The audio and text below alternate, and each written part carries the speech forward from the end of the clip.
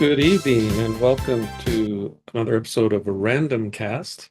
This is my Friday broadcast, Randomcast, where we just randomly work through headlines of the news and try to provide some kind of a response, a biblical response or explanation of things, which I may or may not do well. That's why I value any comments that you might have in regards to the things uh, that we talk about. Randomcast is sponsored by Bradford Christian College. You can find a link to their description a link to their website in the description. Well, I'll get that right. Um, I encourage you to check that out. See if Bradford Christian College might not be an option for you, or something that you could recommend to someone you know. Bradford Christian College offers a number of bachelor's degrees, also offers a Master of Arts in Theological Studies. It's an online program, but it's not an alone program. You are assigned a mentor, and that mentor will walk through the program with you, meeting with you on a regular basis to uh, talk about what you're learning, answer any questions you might have, challenge you with further questions, have discussion about even broader application of the things that you're learning, and just to facilitate your educational experience as you work through your program. So that's bradfordchristiancollege.com. Check out the website, contact them for more information, and see if it's not a good fit for you and or a recommendation for someone you know. Let me also mention that on Tuesday nights, we have the Lanterns Quest podcast. It's every Tuesday night, and they're currently on that podcast working through what's titled an exploration of a sketchbook of Christ, um, looking at the Gospel of Mark. And so working through the Gospel of Mark. Although this next Tuesday will be another Lanterns Quest reaction time podcast where um, we may or may not surprise our hosts with a topic and get their reaction to some particular topic of interest that's been in the news recently. Um, and so that's the next episode will be that reaction time podcast. And the Lanterns Quest is on Tuesdays. Then on Wednesdays, we have our midweek study. That's a podcast in which I'm working through a stack of stuff that I've wanted to get to read and I've never gotten to it. So I scheduled a podcast and I just am reading through things from my stack of stuff to read and commenting about it, hopefully encouraging viewers to comment in response. Currently, we're working through an election sermon titled Christianity, a National Law. And I have found it, and I hope viewers have found it inspiring and challenging and so interesting that in 1874, there was a sermon, election sermon, that seemed to, um, in many ways, address many of the issues that we face today. And then, of course, Randomcast. That's where we are tonight, Randomcast. And we'll start here. This is like hot off the press. Um, this just happened in the last, I don't know, 30 minutes or so. And that is Marjorie Taylor Greene announcing her resignation. So I don't know if I can make that bigger or not, but um, announcing her resignation. And so I thought we would, I don't know if we'll read through all of this. The text may be a little bit small for you to see there. And assumed there was a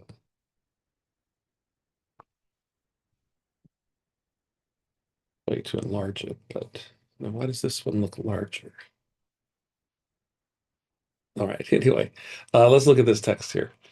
from Congresswoman Marjorie Taylor Greene. She says, "I've always represented the common American man and woman, as a member of the House of Representatives, which is why I've always been despised in Washington, D.C. and never fit in." Okay, so that's uh,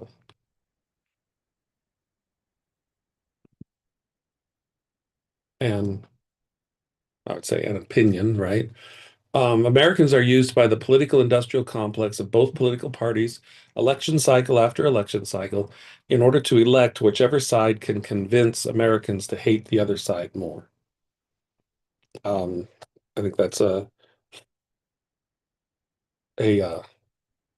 again an opinionating statement. And I don't know if opinionating is a word, but it is now.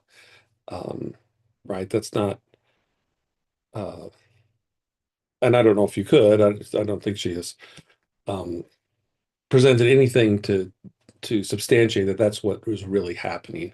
That's her evaluation, her opinion, and the results are always the same. Now, on this statement here, that the results are always the same. This is in reference to what's happening election cycle after election cycle. Sorry, I don't know what your experience is with glasses, but it seems like no matter how much I clean it, it's always dirty. And of course, the dirt spot is just right in the most annoying place. Okay. But here's what I want to say. All right. I've been through a lot of elections, and even before I mean, not that I was running for office or anything. I mean, proudly casting my one vote for whomever. But even before I was a voting member of the community, um, I would say that probably I paid more attention to what was happening politically, especially at election time, than the normal American student of the day. But not that I was a political junkie of any in any way, but when I was younger, so much younger than today, um, I would watch the Republican convention and the Democrat convention, and pay whatever amount of attention I paid. So I had an awareness, and I want you to know that the things that are debated about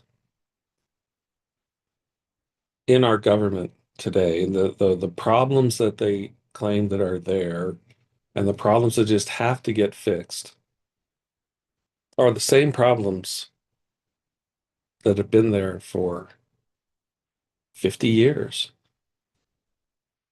I mean, you can go back to the 1960s even, and you know, Congress was dealing with the immigration problem, and then um, you know, uh, Congress is dealing with the national debt is a serious problem, and uh,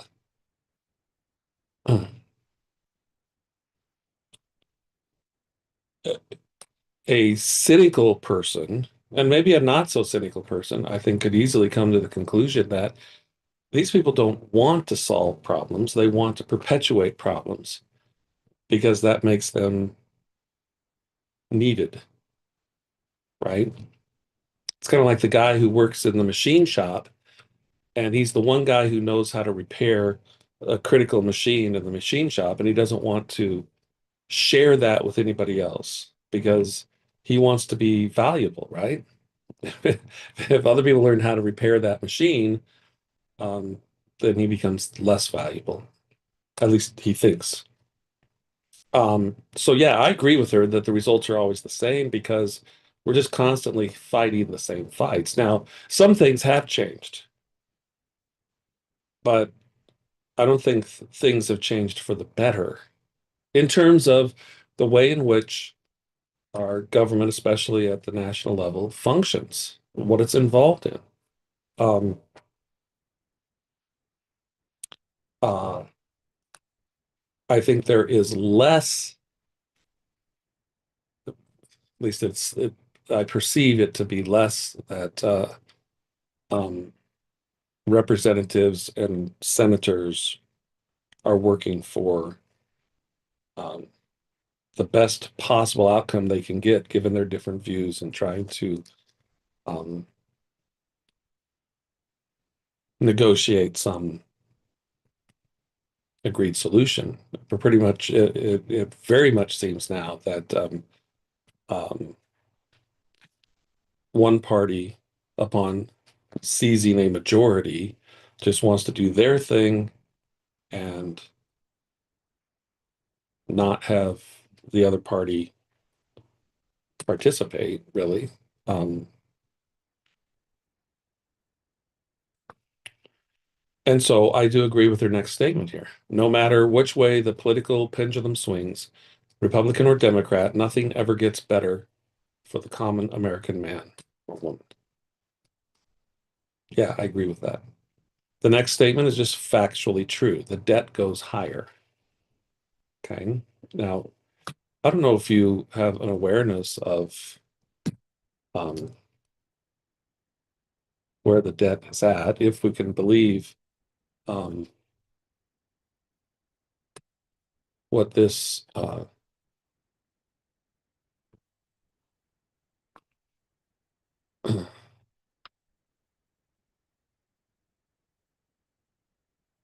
what the U.S. debt clock tells us. And I don't know, that's something weird. There we go. Um, if we can believe what the U.S. national debt clock tells us, you can observe the ever rising national debt right here. Um, and if you ever go to this website, usdebtclock.org, you might not just look at the U.S. national debt, look at what it calculates to be debt per citizen, debt per taxpayer. Um,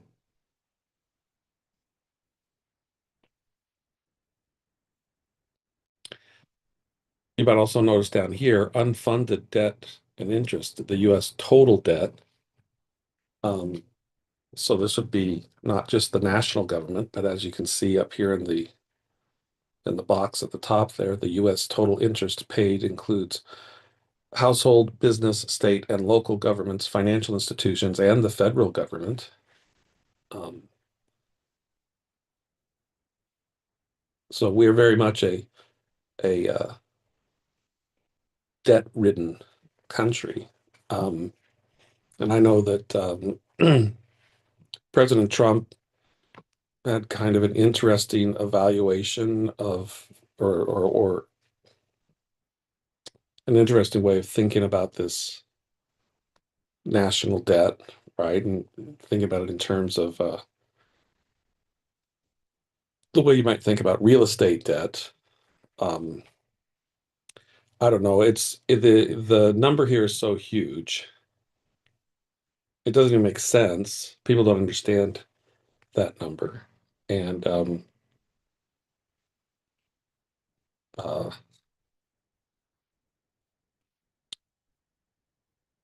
it will never be paid off. I mean, how do you pay off $38 trillion of debt?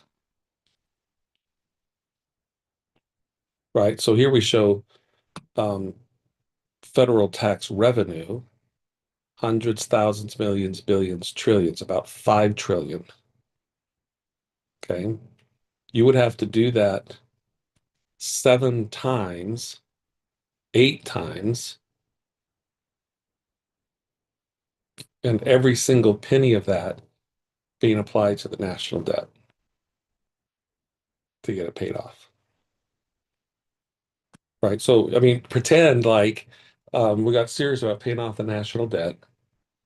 And so we said for the next 8 years, I don't know, with interest and whatever, maybe would take more than 8 years, but let's just use 8 years. The next 8 years, every single dollar of federal tax revenue is going to go to the national debt. Well, think about what that means. This program, Medicare, Medicaid, doesn't get funded. This program, Social Security, doesn't get funded. This program, defense and war doesn't get funded, right? Um, okay, well, let's fund those three things. So that's roughly what, 5 million, or sorry, uh, let's see, this is hundreds, thousands, millions, billions, trillions. So this is, say, 2 trillion, another 2 trillion, that's 4 trillion, 1 trillion, yeah, 5 trillion. Oh, okay, that takes up all the federal tax revenue. Okay, so now what do you do? Do we just print a $38 trillion bill and pay off our national debt with that $38 trillion bill? Well, you see, that's one of the issues. You come down here to money creation. Okay. Didn't mean for that thing to pop up. I don't know. If we come down here to money creation and we see the money supply growing, okay, that window right there represents inflation. Okay. Most of us think inflation is the price of eggs is more expensive this week than last week. That's inflation, we say. No, that's a price increase. um, Inflation is increasing the money supply. And you can see how rapidly that's happening. The money supply is being increased. That's inflation. What does that mean? Well, it means that as the money supply increases, there's more dollar bills available. Every dollar bill that was available originally now becomes less interesting, less valuable, less powerful. Prices going up is the consequence of inflation. Um, because we can actually have inflation, increasing money supply, and at the same time, we can have decreasing prices because of all the factors that go into um, the price of any product. Okay, so don't think that just because prices are declining, it means that inflation has stopped. Right now, based upon how our money supply is based on nothing, and we have a consumer-based economy, right? The theory is that you need to have some amount of inflation. Okay. But read your history of this country. Um, in fact, President Trump likes to point out that during what is considered the most prosperous time for this country, there was no income tax and there were tariffs, taxation through tariffs. Okay. Um, but it's also that during a good number of those years, there was no inflation either. The money supply, or let me say this, if there was inflation, it was a naturally occurring inflation. What do I mean? Well, if the money standard is gold, say, the naturally occurring inflation would be more gold is discovered and introduced into the money supply. But that's not like, Charlie, turn on the printing press, right? Like we have today. All right, let's go back to Marjorie Taylor Greene here. Corporate and global interests remain Washington's sweethearts. Right. That's just lobbying groups, right? They um, Politicians can be bought. American jobs continue to be replaced, whether it's by illegal labor or legal labor, by visas or just shipped overseas. Right. So, I mean, illegal labor should be illegal, right? If it's illegal labor, it shouldn't be allowed. I don't know. I just have this crazy idea that things that are illegal should be stopped. Small businesses continue to be swallowed by big corporations. Maybe. Um, I think it's real easy. to fall into the um, corporations are evil, necessarily evil view. Okay. Um, I know maybe this is still true. I don't know, but I know that before, as Walmart was aggressively expanding into new territories, like when I can remember when we didn't have a Walmart store in this area, and then Walmart came in, and oh, there was um, cries of evil corporation because Walmart was forcing out, the smaller mom and pop grocery store, what have you. And yet those people that were complaining, they were going to Walmart to buy things because you could get things so cheaply. Um, so, you know, corporations, it's not necessarily true that corporations are evil, right? And now I look at my community and, Walmart is here, but we have a variety of grocery stores that is similar to what we've always had, different brands of grocery stores or what have you. And I don't know, so there might be some people who say, well, yeah, that's the result of government stepping in and making sure the marketplace behaves. And um, but I don't know that that's true. Uh, and I don't know that that's true, that that's what the government did. And I don't know that that's true. That's what the government does when it does intervene, right? Um, Left alone, the marketplace um, should bring about or will bring about the conditions that consumers prefer, right? Producers are going to meet the demands of the consumers in a free market. Americans' hard-earned tax dollars always fund foreign wars, foreign aid, and foreign interests. Okay, well, yes. The spending power of the dollar continues to decline. Well, yes.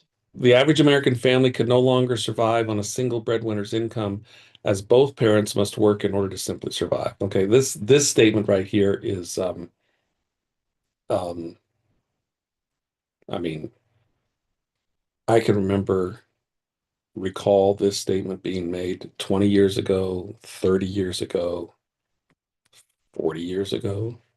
Okay, this is not a new condition. Okay, but here's what I'll say, and if you want to understand this better, go back and listen to my midweek study podcast if you want to understand this issue better. Um, as in reading through that election sermon, the pastor giving that sermon rightly points out that you have these divinely ordained institutions, the family, the church, and the state, and that um, as divinely ordained institutions, they each have their proper sphere of operation. And if you want to have a society that is orderly and productive and where liberty is can be enjoyed to its fullest extent, you need each of those um, institutions operational, right? Um, so what we should want as representatives in our government are those representatives who will make it part of their reasoning process every time they're asked to vote on a particular bill. A, does this bill do damage to the family? If it does, we don't want it. Doesn't matter how good it sounds. If it damages the family as an ordained institution to function, um, then we don't want it. And a family that has undue stress and pressure placed upon it because they feel the need for both mom and dad to be out of the household working and not giving full attention and priority to their parental responsibilities. That's not good. And today, many in my children's generation feel hopeless for their future and don't think they will ever realize the American dream, which breaks my heart. Now, I'm not sure what she includes in the American dream. I imagine um,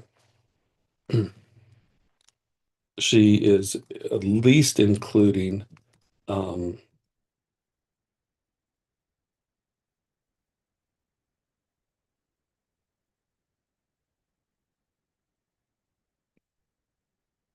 home ownership. Right, that would be my guess. Um,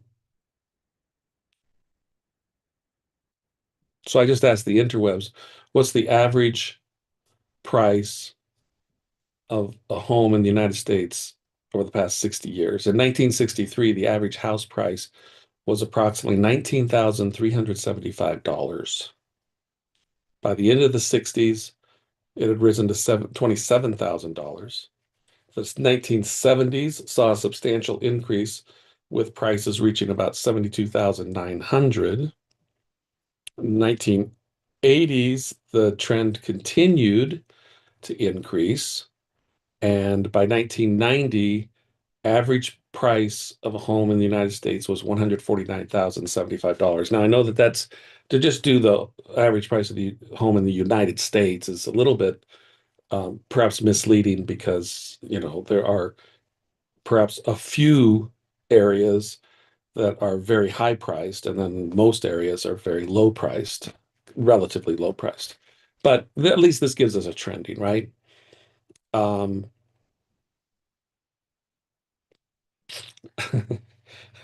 the interwebs are funny, right? Let me read what it says here. The 1970s saw a substantial increase with prices reaching about 72,900. So there's it's suggesting that prices went from 27,000 to 72,900 by from the beginning to the end of the 70s. Okay. So, that would be um tripling, not quite a triple, right? The 1980s continued this trend, and by the end of the 1980s, 100 the average price $149,075. Well, that would be a little more than doubling. So to say continued the trend, if you're just going to say the trend of rising prices, okay, but it's the rate of increase is slowing down, right? Because again, through the 70s, um, 27,000 times three is 81,000, right? So it's approaching housing prices um, increasing by a factor of three through the 70s. 72,900 or 73,000 doubled is 146,000. So it's a little, a bit more than doubled through the 80s. So it's actually slowing down. Then it says the 1990s brought stability with prices reaching around $205,375. Well, okay. Yeah, that's slowing down because that's less than doubling, clearly. Um, uh, the 2000s witnessed a housing boom, peaking at an average of over $300,000 before the market crash in 2008. By 2020, the average home price had reached $374,500 and it peaked at 552,600. Average home price, 552,600 by the end of 2022. Um, as of 2024, the average house price stands at approximately 513,100. Okay, now we have to take into account that every one of those years where we were giving the dollar amounts was in the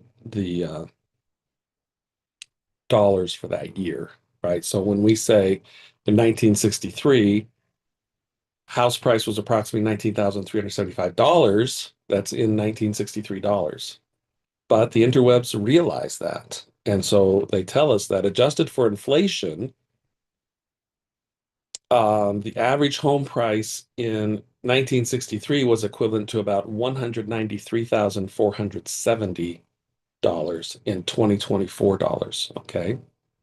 So, so what we could say is that the average price today is $513,100, and that compares to in the same dollars.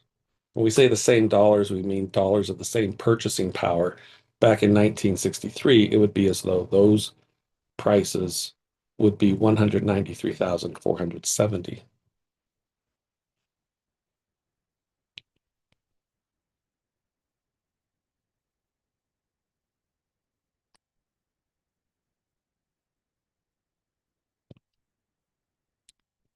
Okay, so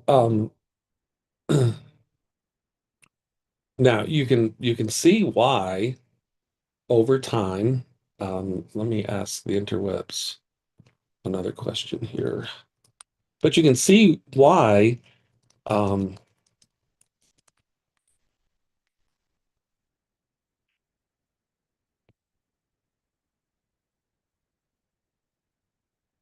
the length of mortgage has increased over time.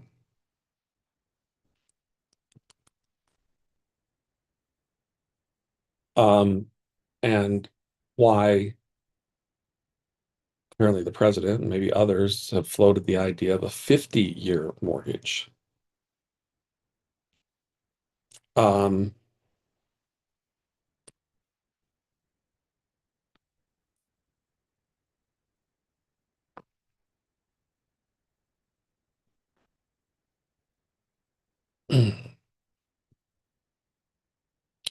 all right, so I asked the interwebs about when was the 30-year mortgage introduced and what was a standard mortgage prior to that. And the interwebs tell me that the 30-year mortgage, okay, now I want you to listen to this carefully. The 30-year mortgage was formally authorized by Congress in 1948 for newly constructed homes and in 1954 for existing homes following the creation of the Federal Housing Administration in 1934. Okay. So, what was it prior to that? Prior to the 30-year mortgage, home loans were typically short term, lasting 3 to 10 years, and were not self amortizing. Okay.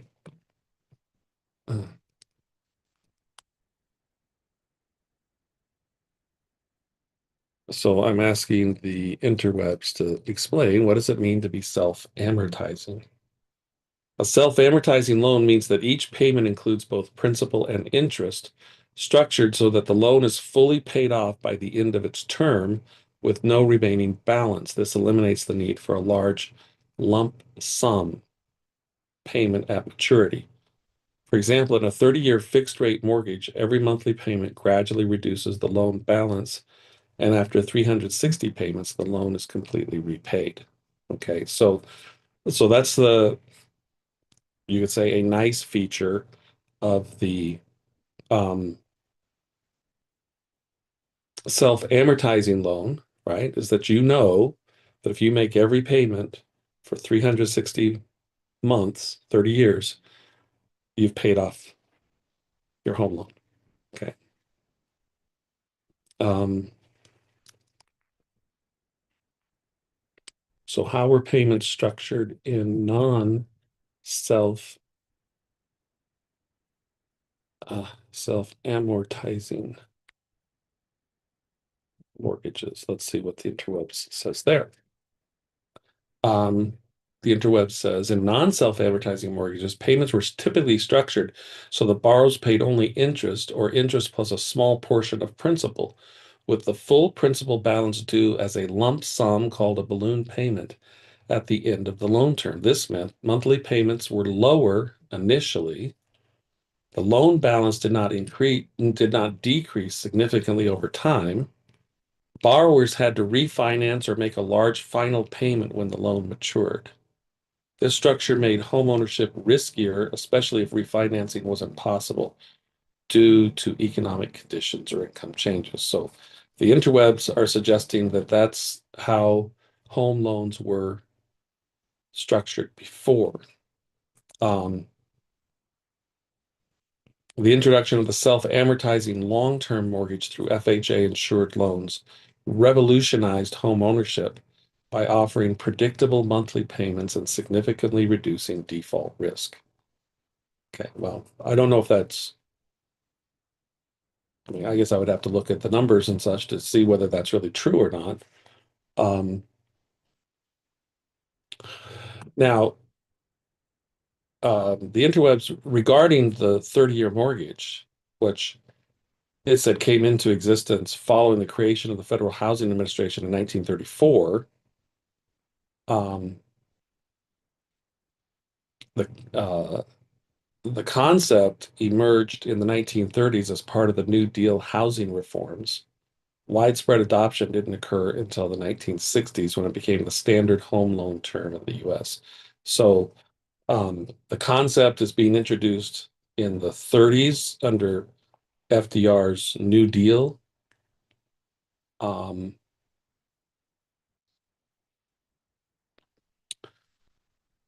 it doesn't get formally authorized until the 50s, late 40s, early 50s, and doesn't isn't adopted widespread until the 60s.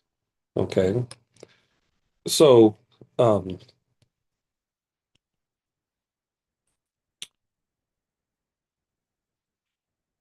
again, you can see how um, things have changed over time regarding the length of mortgage and the benefit to that 30-year mortgage, right? If if I can be given a longer time to pay back the amount that I borrow, presumably I can borrow more, right? Because I have more time to pay back what I borrow. And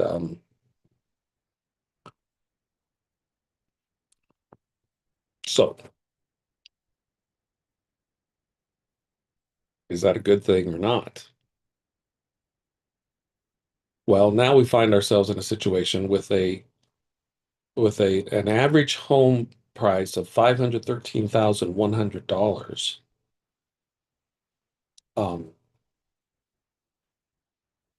I don't know how accessible that is for individuals. I know I've seen or heard statistics that the average age of first-time home buyers has steadily increased.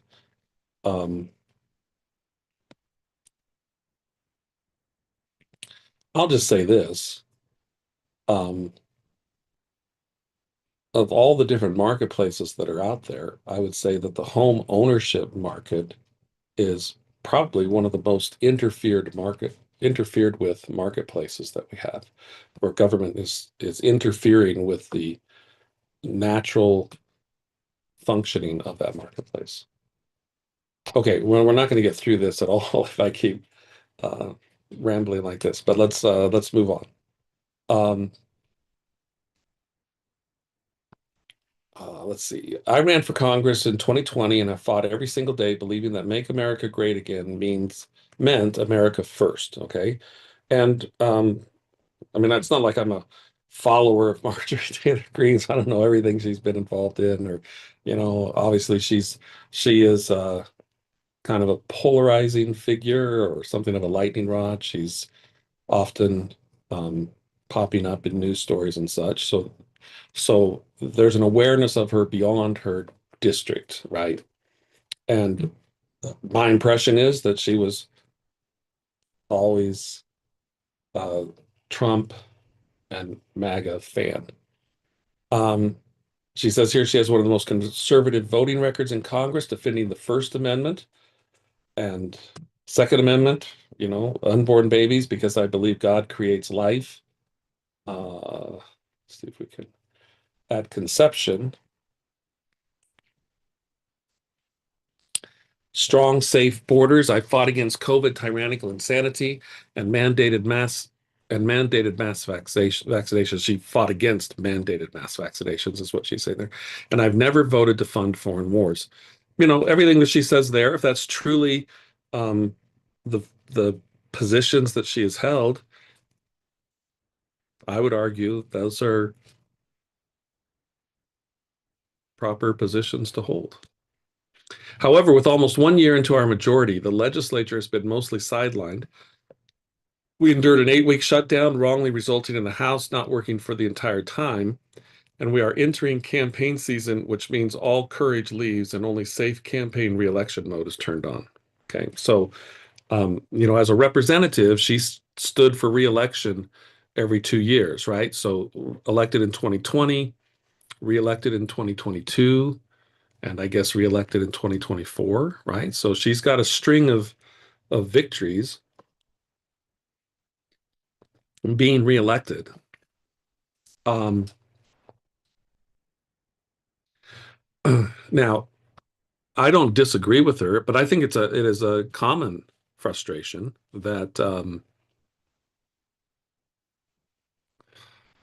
the legislature is either doing too much meddling or um, well, doing too much meddling in things that they shouldn't be meddling in, or or not doing anything about things that they should be doing something about.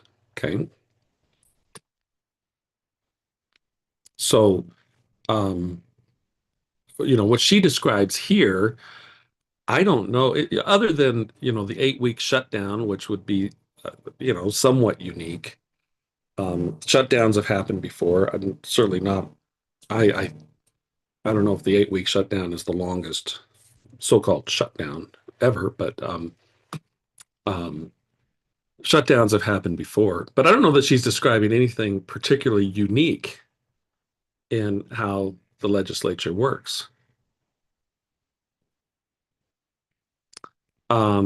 Now, she claims that during the shutdown, she raged against her own speaker and her own party for refusing to proactively work diligently to pass a plan to save American health care and protect Americans from outrageous, overpriced, and unaffordable health insurance policies. So she apparently was insisting that the legislature work during that shutdown, and it wasn't happening. She says here the House should have been in session working every day to fix this disaster, but instead, America was forced fed disgusting political drama once again from both sides of the aisle.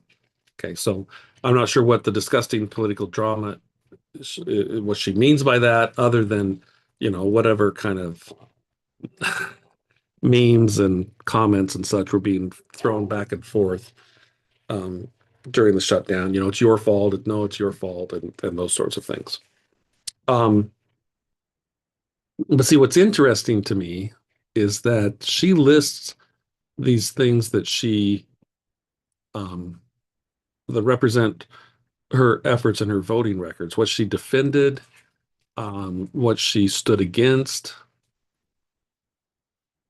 And then she wanted to see a plan passed to save American health care. Now, when she talks about things that she defended, First Amendment, Second Amendment, right? She's looking to the Constitution. I would argue that strong, safe borders, right? That's common defense. It's a constitutional provision. The COVID tyrannical insanity and mandated mass vaccinations being against those. Um, I'm not sure where in uh, the Constitution there is authorization for the kind of things that were going on healthcare wise.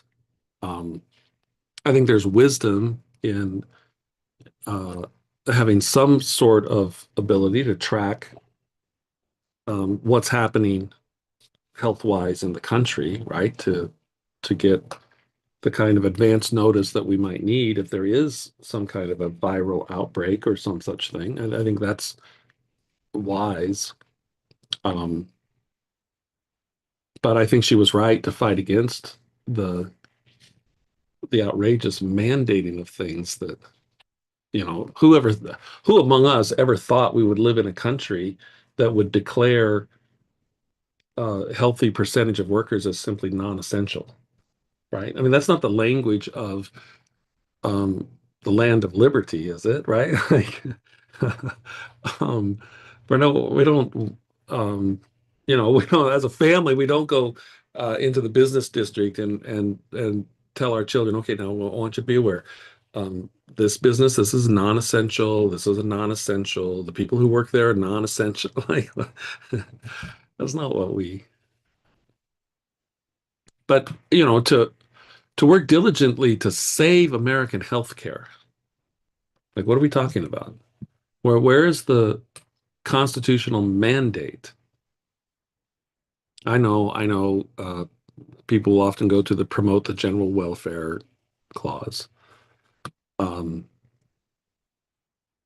okay, so if saving American healthcare means ensuring that the policies that are in place or the policies that are eliminated make it so that um, people have the greatest amount of liberty to pursue their healthcare options as they see best.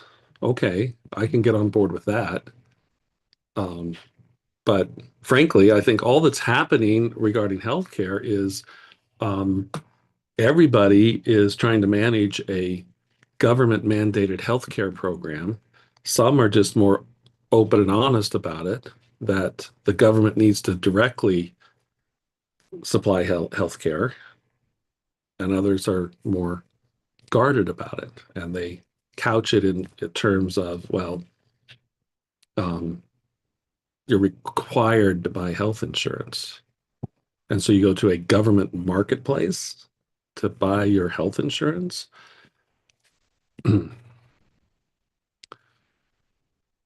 So she has bills. She says that she has offered up.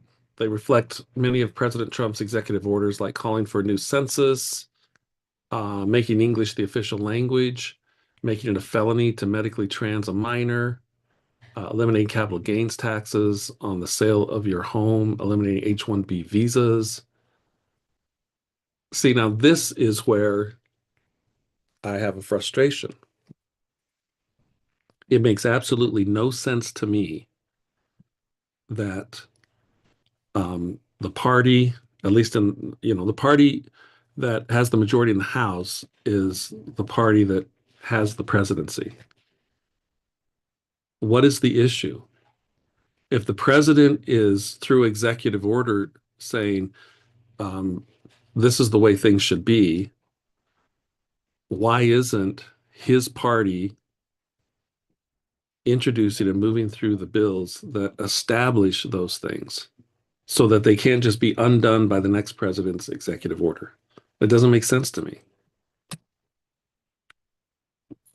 What would make sense to me, and I'm not saying that everything that Trump proposes is right or best or whatever, but just thinking about party politics, what would make sense to me is that okay, the president is Republican and he wants English to be the official language of the United States.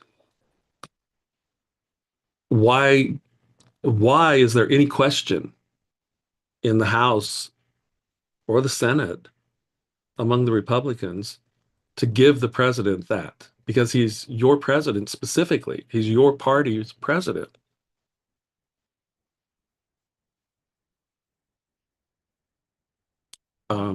To me, if this is true, I could appreciate her frustration, right? These are bills that are, well, except for eliminating H-1B visas. The other bills, presumably, are things that are reflected in Trump's policy statements and or executive orders. Those things should have already been done. Let me give you an example.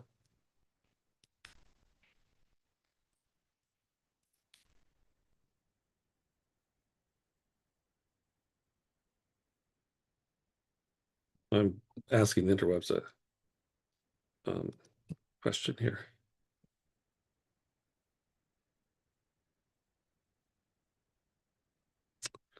Um, that implemented.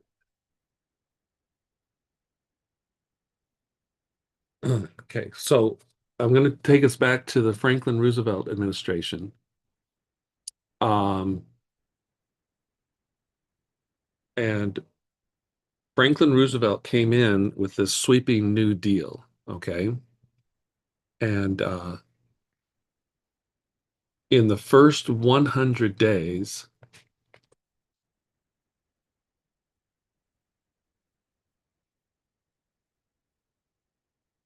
in the first 100 days of his administration, um,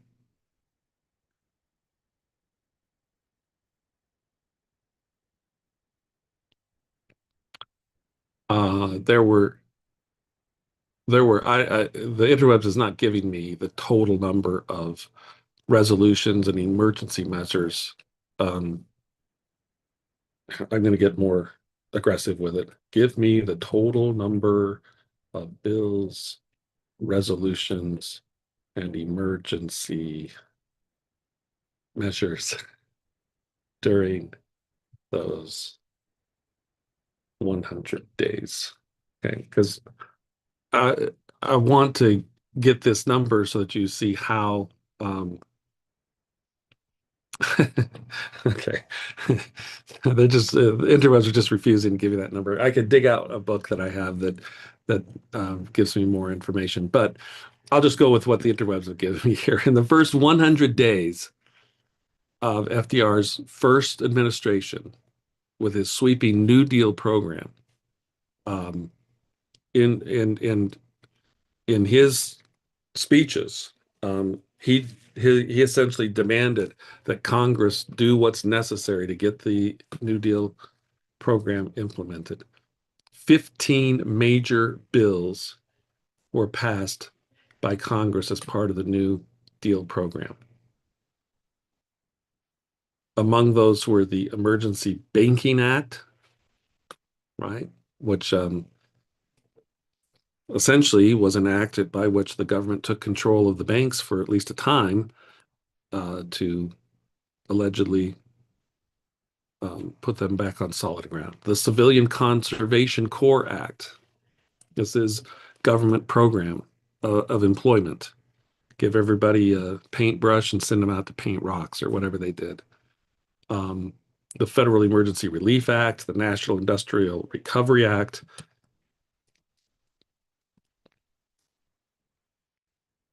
So let's compare that to the first 100 days of Trump's second administration. Um,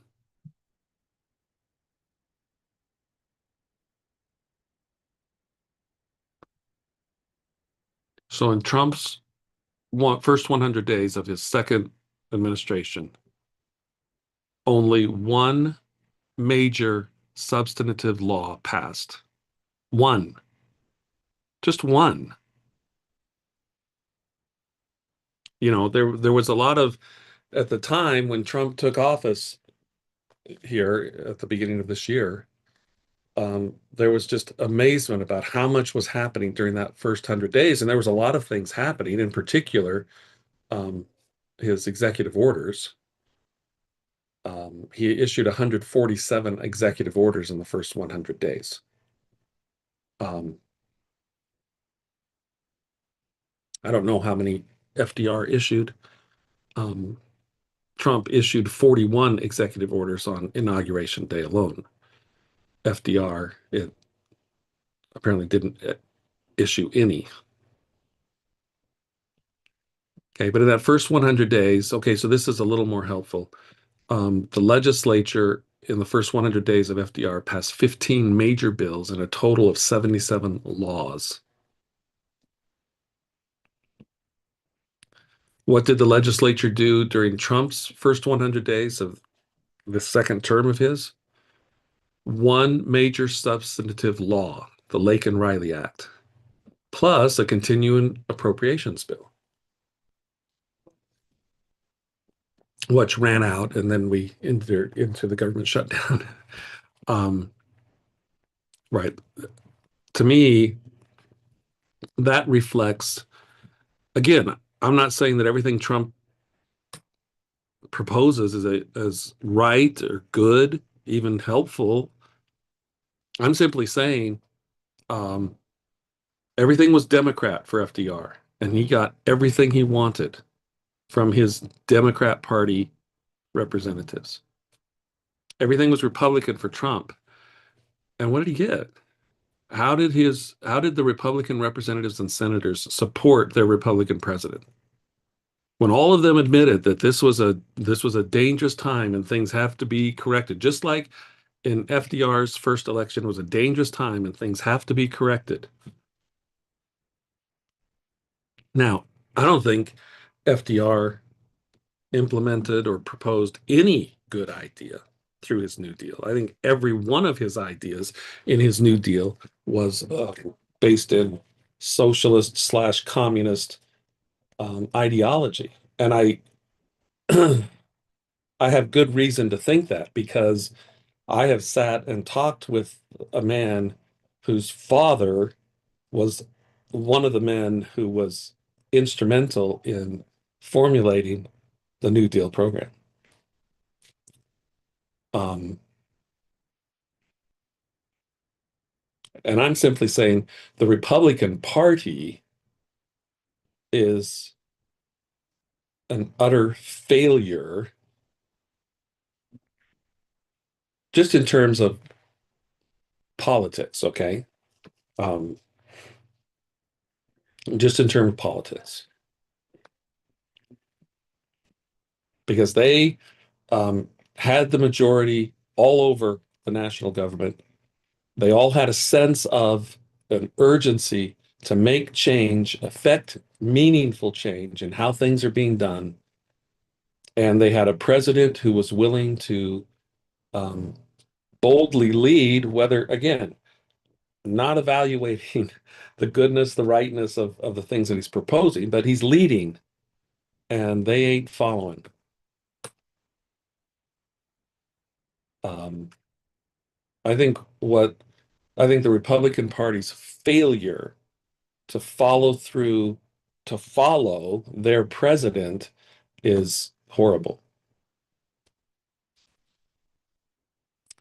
Um, okay, many common Americans are no longer easily convinced by paid political propaganda spokespersons and consultants on TV and paid shills on social media, obediently serving with cult-like conviction to force others to swallow the political party talking points. Well, I mean, I could imagine some would easily accuse Marjorie Taylor Greene of just adopting talking points here. Um, but but if we can believe uh, spokespersons and consultants on TV and those in social media, right? The the indication is that the younger generation is really abandoning these long-held views. In fact, more than ever. In fact, I would say this is the first time in my lifetime that um, across the public discourse spectrum has been um, the charging of the boomer generation of ruining everything. I've heard it from a number of different sources on streaming and social media and such of accusations thrown at the boomer generation for having destroyed everything. Um, and I can tell you, up until now,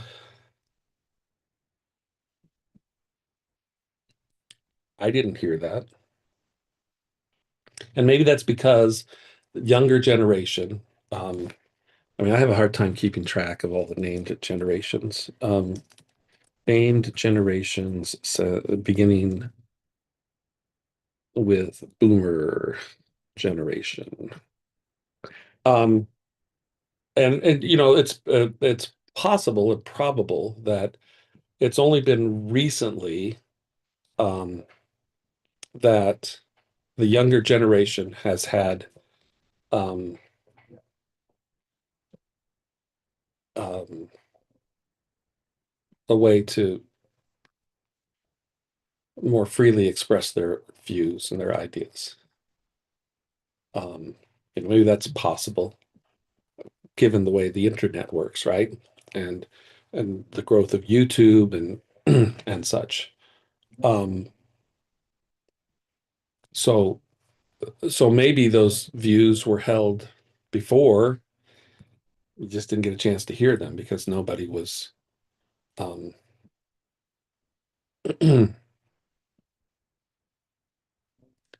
nobody was talking about them, or nobody was listening to them.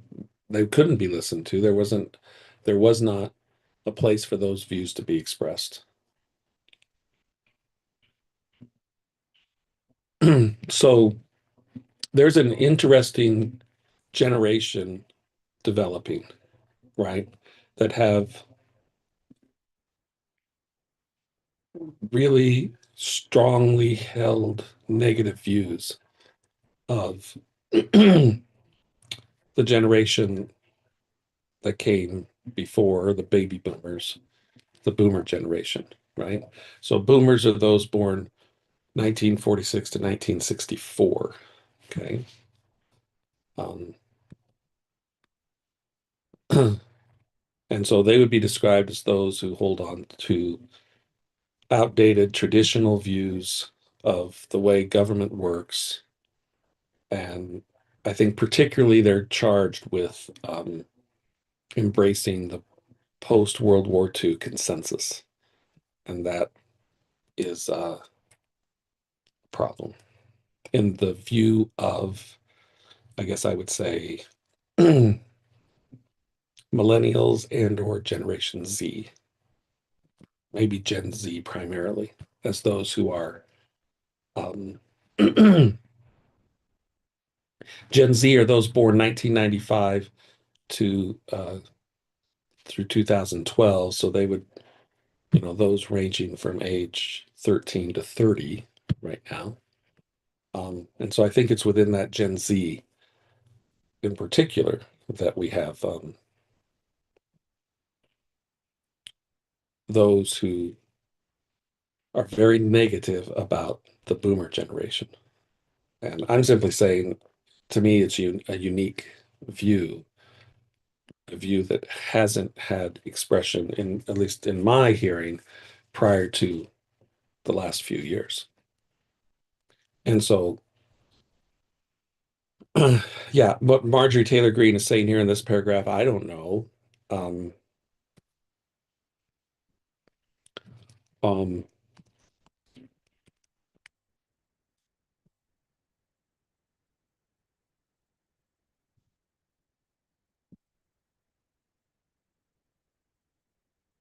I think the statistics are pretty consistent that um, incumbents um, are reelected at high rates.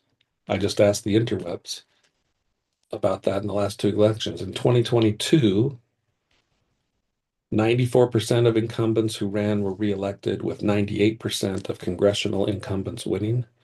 2024, 95% of incumbents who ran for reelection won, including 98% of congressional incumbents, right? So, if this is true, what Marjorie Taylor Greene is saying here, um, doesn't seem to translate to, I mean, I guess we have to think about how large this voting bloc is, and if the reaction to what she's talking about here means non-participation, right? Just don't vote. But the trend continues. Somebody who's currently in office running for reelection it is far, far, far, far, far, far, far more likely. And I guess this would be, oh, it says here these figures include federal, state, and local races. Okay, so yeah, at all levels, it is far, far, far, far, far, far, far, far more likely that you get reelected than not.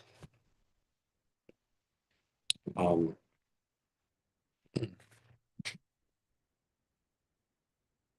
because they know how much credit card debt they have, they know how much their own bills have gone up over the past 5 years. They actually do their own grocery shopping and know food cost too much and no food costs too much, I think is what it's supposed to be. Their rent has increasingly gone up. They have been outbid by corporate asset managers too many times when they put in an offer to buy a house. They have been laid off after being forced to train their visa holding replacement. The college degree they were told to earn only left them in debt with no big six-figure salary. They see more homeless people than ever on their own community streets. They can't afford health insurance or practically any insurance, and they just aren't stupid. I'm not sure what she's trying to say there at the end. They just aren't stupid. Um, I guess she's saying they're not stupid, right? Um, so we could, I guess, do some research and see is this really true? The data points that she's pointing out here. I mean, I think um, just casual observation suggests that some of these at least are true, that food prices have gone up. Um, I can imagine rent has gone up, but I don't find that hard to believe. Um, the whole H-1B visa thing, I don't have any personal experience of how that works or how big a deal that is, but I understand that it is something that happens. The college degree business, um, I think is pretty easy to see, right? But then you've got a lot of students that are pursuing college degrees that are essentially meaningless. I really do think that parents of children that are reaching college age, they need to seriously explore the apprenticeship model. Things like um, pursuing a career in HVAC or plumbing or electrical worker. I mean, statistics I see show that there is now and will continue to be a big shortage in people available for those types of jobs. And as I understand it, it's not uncommon that one of these companies that's in one of those fields, they'll take somebody on as an apprentice and train them in that type of work and bring them up to whatever level they need to be at with whatever certifications to be able to work in that field. And that can happen relatively quickly. Certainly, I would say certainly more quickly than a 4-year degree at a college, and certainly not as expensive. And now you've got somebody with a very marketable skill, right? And the kind of skill that is valuable even when there's economic hard times, right? Because if you're somebody that can do electrical work, whether install or repair, that's work that's got to get done. And it doesn't matter if the economy's booming or the economy's struggling, right? If there's an electrical issue, it's got to get solved. It's kind of like an auto mechanic, right? Cars have to get repaired, and it doesn't matter whether it's good times or not good times in the economy. So I would encourage parents who have children that are approaching that age, don't just fall into what the boomers insisted. Well, you better go to college and get a degree. Now, not to say that that's not um, a good option for some, but let's not just think that earning the degree that colleges are spitting out are a guarantee to some secure future. Okay, these are the people I represent and love. Okay, I've been blessed to represent the 14th District of Georgia, which is filled with some of the most wonderful, kind-hearted, God-fearing people. Okay, so she likes the people that she represents, and that's good. Um, I've worked hard to bring taxpayer dollars back home to help district needs. I impeached Biden's Secretary of Homeland. Okay, so she's defending herself as far as some specific things that she has done. Um, I have fought harder than almost any other elected Republican to elect Donald Trump and Republicans to power, traveling the country for years, spending millions of my own money.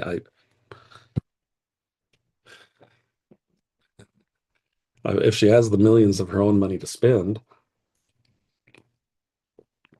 um, there might need to be a fact check on that. But missing precious time with my family that I can never get back and showing up in places like outside the New York courthouse against a raging leftist mob as Trump faced Democrat lawfare. Meanwhile, most of the establishment Republicans who secretly hate him and who stabbed him in the back and never defended him against anything have all been welcomed in after the election. Okay, so this has to be really frustrating for her, right? Because she feels like she was um, the or one of the most pro-Trump representatives. She certainly did not put herself into the establishment Republican, and I don't think anybody did, right? I think nobody considered her establishment Republican. And I think most everybody did consider her very, very pro-Trump. And so if this is the case that these establishment Republicans, they they're backstabbers. There's a song, Backstabbers, 1972, the OJs. They smile in your face all the time. They want to take your place, the backstabbers. Um, and she's saying these are the people that have been welcomed in, and she's the one, um, you know, uh, that has been thrown aside by President Trump. And so that's what she's talking about in this section. I'm going to skip ahead a bit here, but I mean, um, let me just go to this paragraph here. Through it all, I never changed or went back on my campaign promises and only disagreed in a few areas, like H-1Bs, AI state moratorium, debt for life 50-year mortgage scams, standing strongly against all involvement in foreign wars, demanding the release of the Epstein files. Other than that, my voting record has been solidly with my party and the president. Okay. And so I think primarily she wants to lay the case down that she's been with Trump. Yes, some points of disagreement, but she's been with Trump as far as supporting him, backing him, all in on Make America Great Again, America First. And then she says this: loyalty should be a two-way street, and we should be able to vote our conscience and represent our district's interests because our job title is literally representative.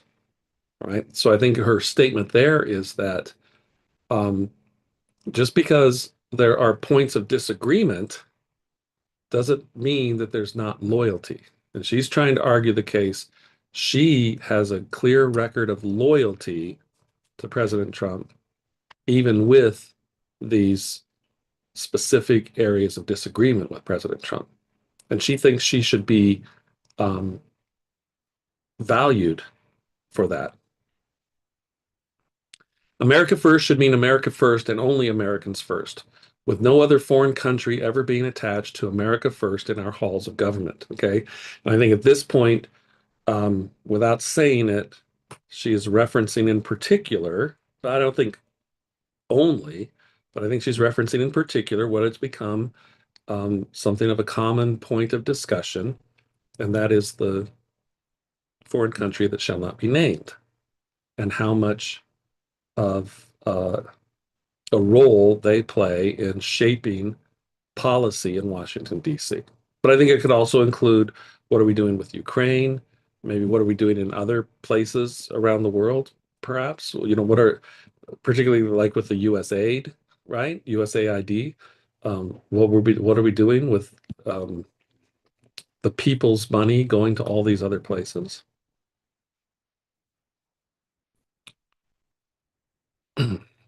Now she gets more direct. Standing up for American women who were raped at 14, trafficked, and used by rich, powerful men should not result in me being called a traitor and threatened by the President of the United States, whom I fought for. Okay. And that paragraph right there um, probably is the most telling paragraph as to um, the reason for her resignation. She believes she's been betrayed by President Trump, right? She was making the case, she's tried to argue the case here that she was loyal to President Trump and more loyal than many, many others within the Republican Party, while at the same time acknowledging we have points of disagreement.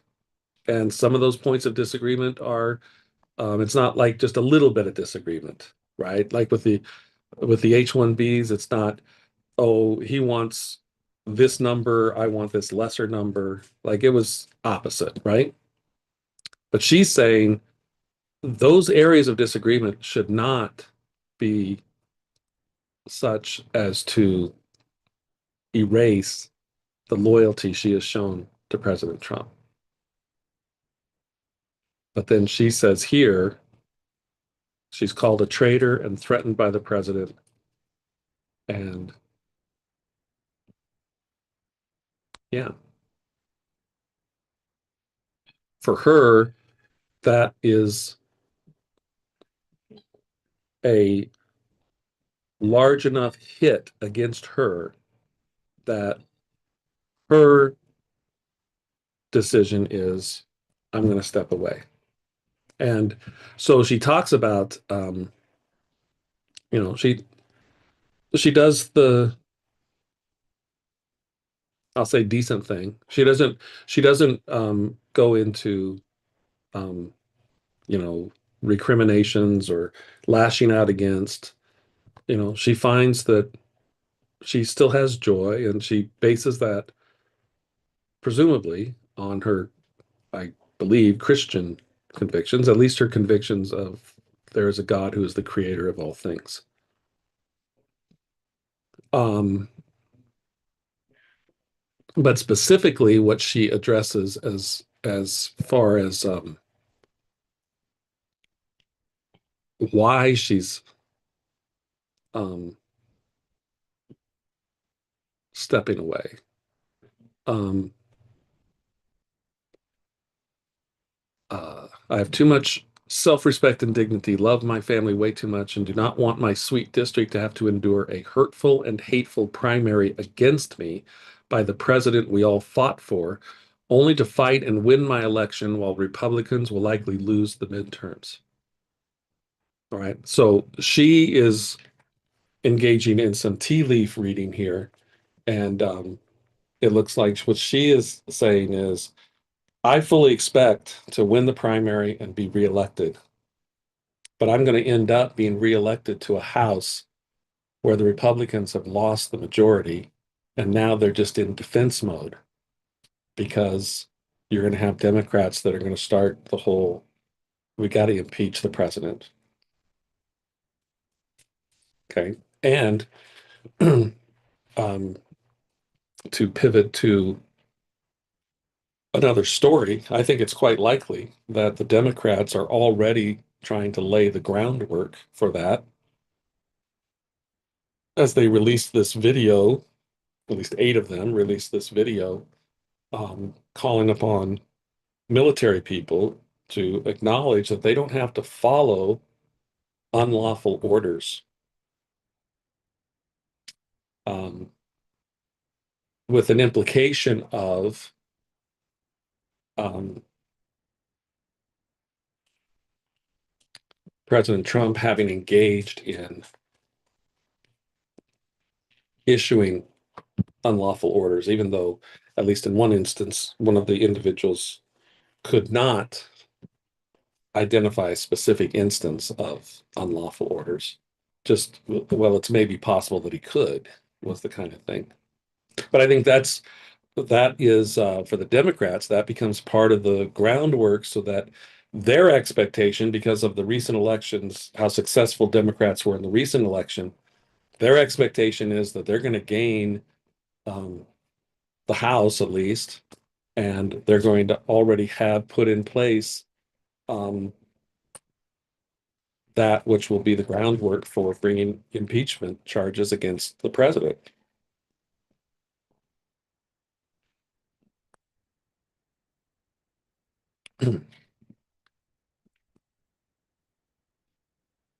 Now,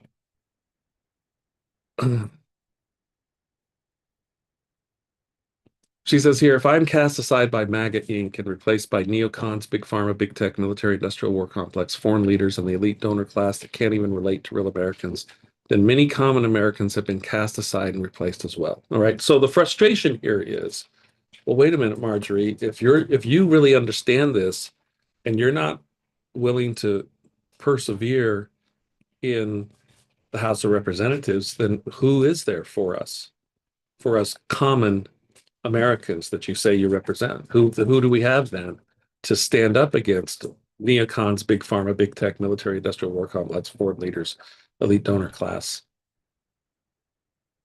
Maybe there's others, but now we've lost one. So, Marjorie, are you really helping? Now, um, for her, it could well be that she feels so wounded in the battle that she simply can't continue. She is so beset upon by her own side, right? I mean, she's suffering from supposedly friendly fire, right? So she feels perhaps that she's so beset upon by the struggles just to make headway among her own side and the commitment that that takes chronologically, psychologically, emotionally um, is too taxing at this point. It She's looking at the other things of life and she's realizing I'm losing those. I'm losing family. I'm losing home. Um, um, and so um, you know, uh, she's making the decision that she just has to step away because she doesn't see um, I would say she doesn't see in the immediate future that there's going to be less neocons, less big pharma, less big tech, less military industrial war complex, right? That battle is going to be as hard or harder if she is reelected. Now, maybe all of this is because her and her team have done some serious evaluation, and maybe they know that she's just hyper vulnerable in a primary. And maybe they've determined on whatever research they've done, whatever polling they've done, that she's in a hole and she's not going to be able to get out of it. And so she's doing this to avoid um, doing the primary and losing. Maybe that's part of what's happening here. I don't know. um, but she wants people to know that don't think that there's some wonderful master plan, right? You may have heard um, people, thinking, oh, Trump's playing 4D chess and everybody else is 2D or whatever. And she's saying that's not it. She wants the people to know that's not it. For I to extrapolate here, I think for her, for all the good that President Trump might represent, at least for those within the conservative Republican Party, for all the good that he might represent, um, it's not as though there's this some behind the scenes master plan that's just so complicated that nobody else can figure it out, and Trump is, pulling all the strings. I think she wants people to know Trump is scrambling as much as anybody else to try to do the next thing.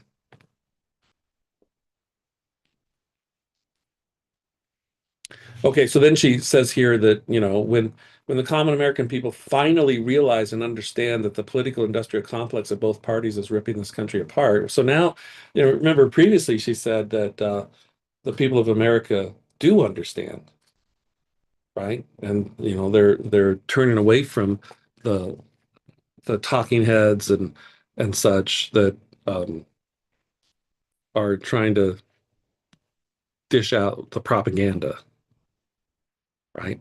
Now here she says apparently the common people haven't fully realized, don't fully understand what's going on, but she does apparently. Um, but she says when that time comes, she'll be here by their side to rebuild it. So what does that mean? What does that mean? Does that mean that she's going to bide her time and she's going to make a run for president? I don't know. I think in the immediate, it may well mean that stay tuned for the Marjorie Taylor Greene podcast coming to a YouTube near you. I, that would be my guess.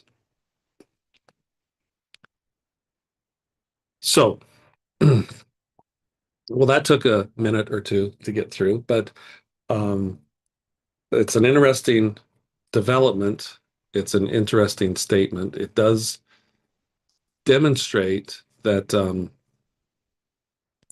there are, whether um, Trump views it this way or not, there are consequences for his rants. And, this is a person, a representative who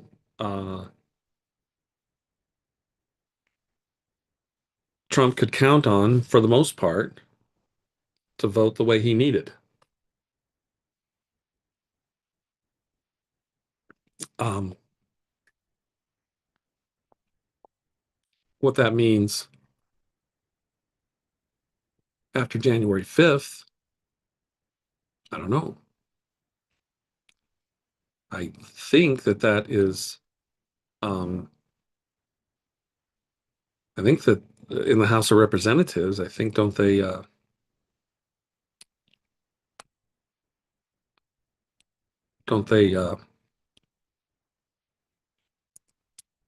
appoint a replacement? I don't know. I would have to go look at um,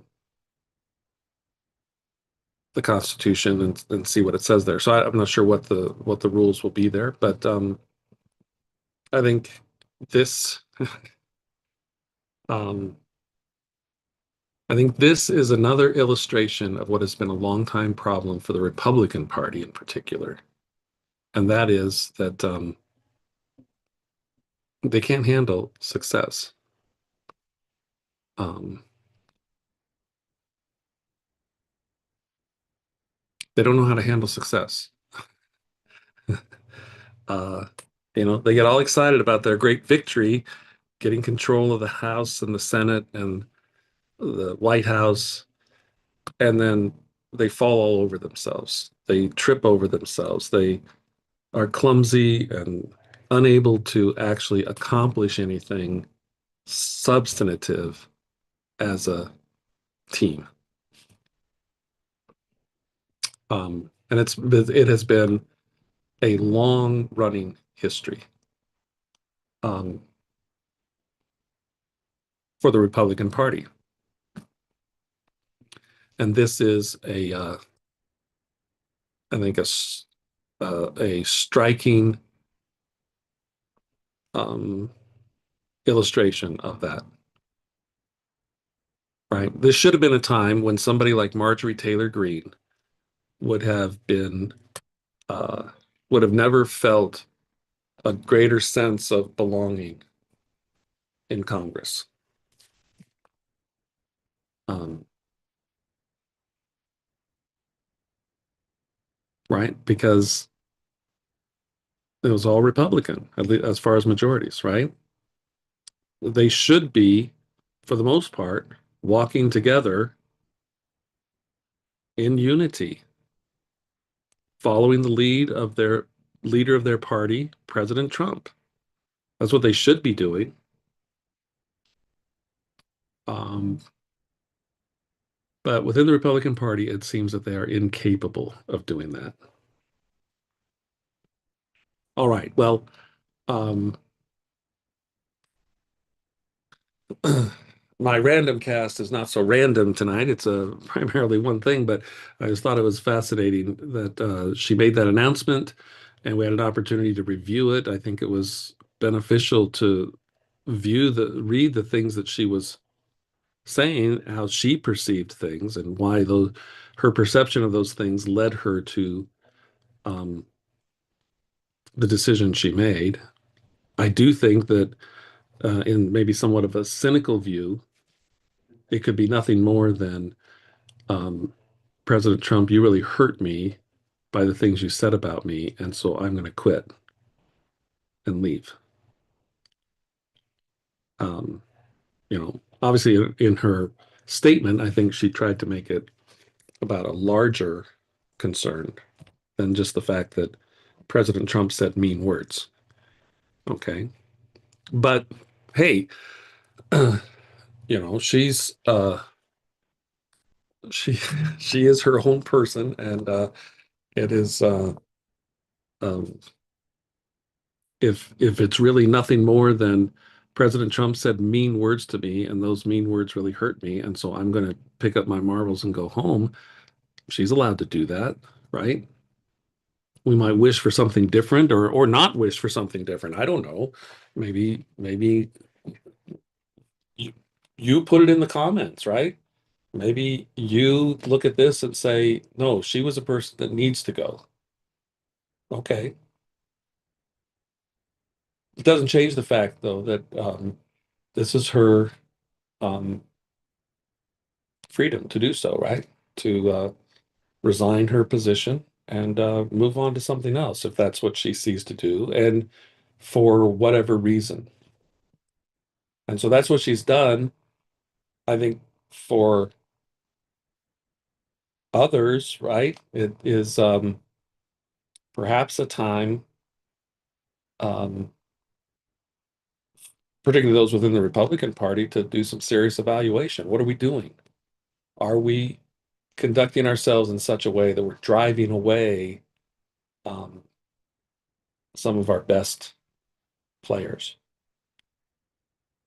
Is that a concern, or do we not care? You know, um, I guess that's for them to evaluate. But it is a strikingly interesting development in the political sphere in this country. Uh, and one reason why it's is so interesting is that if you're part of a group that says Marjorie Taylor Greene needs to go, and it may not be that difficult to come up with some substantive reasons that would suggest maybe she does need to go. I don't know, but if you're in that group that says Marjorie Taylor Greene needs to go, she's divisive, she's whatever you want to charge her with, right?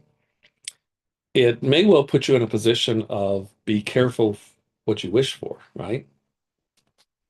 You know, back in school, right? Um, students can behave in such a way as to drive out the current teacher, but and they may think, oh, cool, we got rid of the bad teacher, but the next teacher could be even worse, right? Um, so uh, the next representative that takes the place of Marjorie Taylor Greene may not be the representative that you want. I think a relatively popular current saying is that um, the devil you know may be better than the devil you don't know, right? And not accusing Marjorie Taylor Greene of being a devil at all.